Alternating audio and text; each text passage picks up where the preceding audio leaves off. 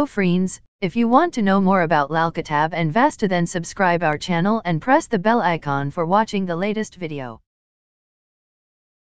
नमस्कार दोस्तों, मैं कुंवर विशाल आप सबका स्वागत करता हूं आपके अपने चैनल लालकिताब रेमेडीज में। आज दोस्तों हम चर्चा करेंगे बृहस्पति राहु की युति के बारे में। बृहस्पति राहु की युति का क्या शुभ और अशुभ फल मिलता है, इंसानी जीवन पर क्या प्रभाव पड़ता है, जिनकी कुंडली में ये युति होती है उसकी हम विस्तार से चर्चा करेंगे।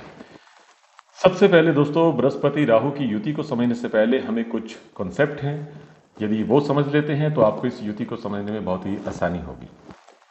दोस्तों, बृहस्पति और राहु की क्या क्वालिटीज हैं, बड़े ध्यान से सुनिएगा। बृहस्पति हमारी सांस है और राहु उस सांस में व्यवधान पैदा करने वाला धुआं है। बृहस्पति साधु है, राहु चोर है। बृहस्पति सोना है और राहु उस सोने को चोरी करने वाला चोर है। बृहस्पति सीधा चलता है और राहु टेढ़ा चलता है। बृहस्पति शेर है, राहु जाल है। अब दोस्तों, एक साधु और एक बदमाश, ये दोनों, या दूसरे शब्दों में यूं कहिए, एक देवतत्व दूसरा राक्षस। अब कुंडली में दोनों इकट्ठे बैठ गए तो जाहिर सी बात है, जिस इंसान के बैठेंगे कुंडली में, जिस खाने में भी बैठे होंगे, तो उसके जीवन पर वैसा ही प्रभाव होगा। अब प्रभाव कैसे, किस प्रकार से पड़ता है, पहले हम ऑल ओवर समझते हैं सबके लिए, फिर बाद में खाना विशेष की बात करेंगे। दोस्तों, आपने एक कहानी सुनी होगी कि शेर को एक बार एक शिकारी अपने जाल में जकड़ लेता है उसको पकड़ने के लिए, और उस शेर की मदद जो करता है एक चूहा करता है, जो कि उसके जाल को काट देता है, जो कि वो उसके बाद आज़ाद हो जाता है। अब दोस्तों, यहाँ पर जो बृहस्पति रूपी शेर है और राहु रूपी जो जाल है, ये चूहे रूपी केतु ने काटा है। सेम यदि बृहस्पति राहु की युति कुंडली में होगी तो ऐसा इंसान, जब उसके पुत्र संतान पैदा होती है, उसके बाद उस इंसान को सुख का सांस आता है।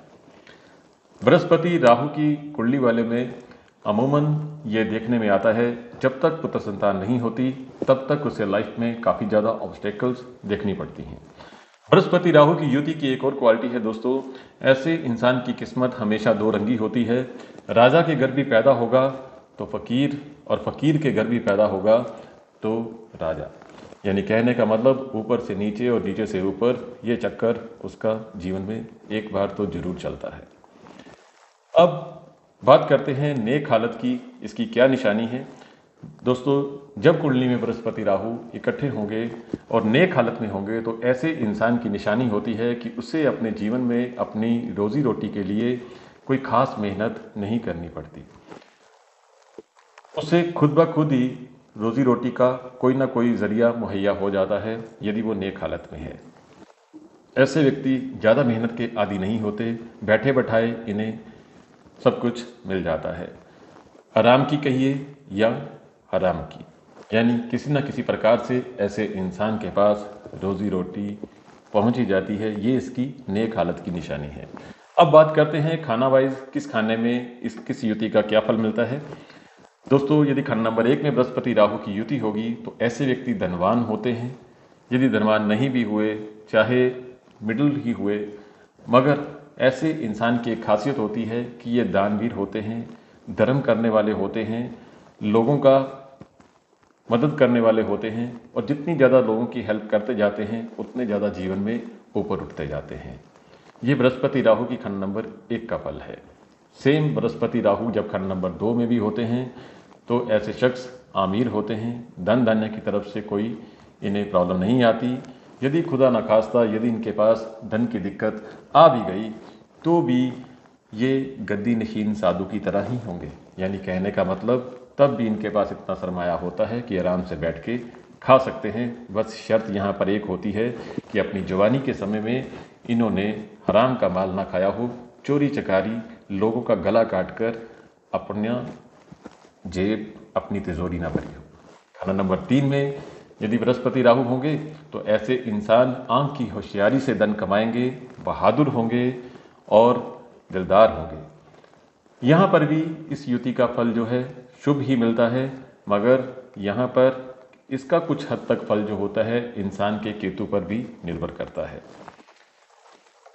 इसके अलावा खाना नंबर 4 में यदि बृहस्पति राहु होंगे तो बृहस्पति यहाँ पर उच्च के होते हैं, मगर यहाँ पर इतना उच्च का फल नहीं मिल पाता जितना अकेला बृहस्पति होता है जब राहु साथ में हो, मगर फिर भी हालात नेक ही होते हैं। खाना नंबर 5 में सरदार होते हैं, हुक्मनार होते हैं, कहने का मतलब किसी अच्छे ऊंचे ओहदे पर होते हैं यदि शुभ हालत में है। खाना नंबर 7 में होंगे तो बाप और ससुर दोनों में से एक ही जिंदा होगा, यदि दोनों जिंदा होंगे तो एक को दमा होगा, सांस की प्रॉब्लम होगी, ये इसकी निशानी है यहाँ पर। इसके अलावा खाना नंबर 12 में होंगे, और जो खाना नंबर 12 में है तो ये युति जो होती है बृहस्पति राहु की, लाल किताब के अनुसार एक बनावटी ग्रहों का कंसेप्ट होता है दोस्तों, तो ये 2 ग्रहों के बनने से बनता है। सो खाना नंबर 12 में बृहस्पति राहु होंगे तो यहाँ पर बुध का फल मिल जाता है, क्योंकि बृहस्पति राहु इक्वल टू बुध, और खाना नंबर 12 में बुध नीच, तो कहने का मतलब यहाँ पे इसका फल कुछ हद तक अशुभ हो जाता है। यदि ऐसे इंसान दस्तकारी, मैकेनिक, हाथ से काम करने वाले हुए तो ज़िंदगी में कोई खास तरक्की नहीं होती। इसका मतलब ये नहीं कि वो गरीब होंगे, मतलब ये है कि लाइफ में जितनी प्रोग्रेस होनी चाहिए उतनी प्रोग्रेस नहीं हो पाती है। तो ये थे बृहस्पति राहु के शुभ फल अलग अलग घरों में। बाकी खानों में जो खाने हमने नहीं बोले हैं, जैसे कि खाना नंबर 6, 8, 9, 10 और 11 में, इनमें ये अपने अपने अनुसार फल देते हैं। बृहस्पति का अलग फल वो भी मिलेगा और राहु का जो अलग फल है वो भी मिलेगा, अपना अपना फल देंगे। अब बात करते हैं कि बृहस्पति राहु की युति अशुभ फल कैसे किन घरों में किस प्रकार से देती है। बृहस्पति राहु जब मंदी अवस्था में होंगे, सिवाय खाना नंबर 2 और 12 को छोड़ करके बाकी घरों में इनका जब अशुभ फल मिलता है तो इसके अशुभ फल की निशानी होगी ऐसा शख्स जब भी 8 से 12 साल की उम्र में होगा तो घर का सोना बिक जाएगा। सोना पीतल हो जाता है, वो भी जंगार से मारा हुआ, यानी कहने का मतलब मंदी अलामतों में उस सोना खुर्द-पुर्द हो जाता है।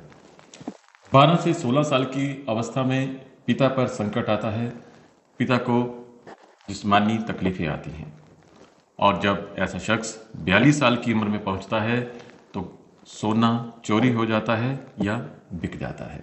तो ये इसकी मंदी हालत की निशानी है। बृहस्पति राहु जब दोनों मुश्तरका होते हैं, इकट्ठे होते हैं, तो ये बुध का फल देते हैं, और जो बुध है वो खाली खोखला गड़ा है। जिंदगी में सिर्फ हुक की शान शौकत होती है, भीतर से ऐसा इंसान खोखला हो चुका होता है यदि मंदी अवस्था में होता है। और बृहस्पति राहु की जब युति दोस्तों मंदी अवस्था में आनी शुरू हो जाती है तो यहाँ पर पिता पर और आमदन पर बराबर मंदा असर आता है, और इसका वही असर होता है जो कि राहु खाना नंबर 11 का है, और वही उपाय कारगर है जो राहु खाना नंबर 11 के एपिसोड में हम पीछे बता चुके हैं।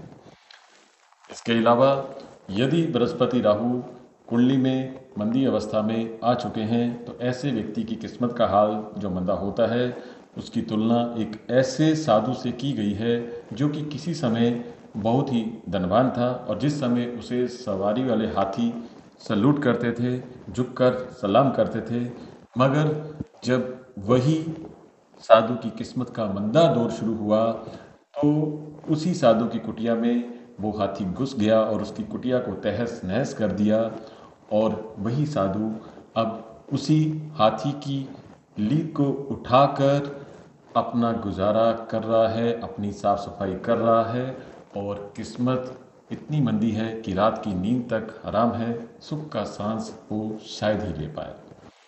तो दोस्तों ये इसके मंदे हालात हैं। अब हम बात करते हैं कि खाना नंबर 2 में यदि बृहस्पति राहु होगा और यदि मंदी अवस्था में होगा तो उसकी एक ही निशानी होगी, यहाँ पर उसके नर औलाद के विघ्न होंगे, वो भी तब जब खाना नंबर 8 में केतु के साथ मंगल, बुध या शुक्र इस प्रकार के ग्रह हों तो वहाँ पर उसे इन विघ्नों का सामना करना पड़ सकता है। खाना नंबर 3 में यदि बृहस्पति राहु की युति होगी तो 34 साल की आयु तक ऐसे इंसान का व्यापार और संतान, स्पेशली नर संतान के मामले में ऐसे इंसान को दिक्कतों का सामना करना पड़ता है।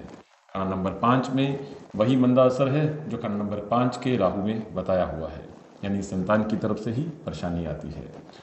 और खंड नंबर 7 का हम जिक्र पहले कर चुके हैं कि पिता और ससुर दोनों में से एक होगा, यदि दोनों होंगे तो सांस की प्रॉब्लम होगी। खंड नंबर 8 में ज़िंदगी सिर्फ खाना पूर्ति का नाम होती है, बहुत ज़्यादा स्ट्रगल आ जाता है और यहाँ पर केतु का उपाय करना बहुत ज़रूरी हो जाता है।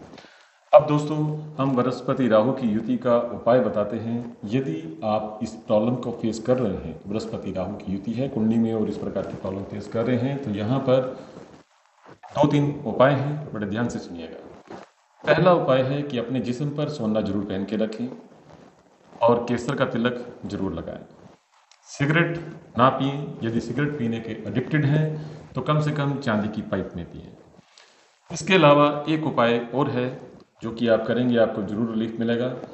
थोड़े से जौ लें और उसको दूध से धोकर किसी कपड़े में बांध के अपनी पॉकेट में रख लीजिए और 2-3 घंटे रखने के बाद उसे चलते पानी में बहा दीजिए। ये प्रोसेस 43 डेज कंटिन्यूस करना है।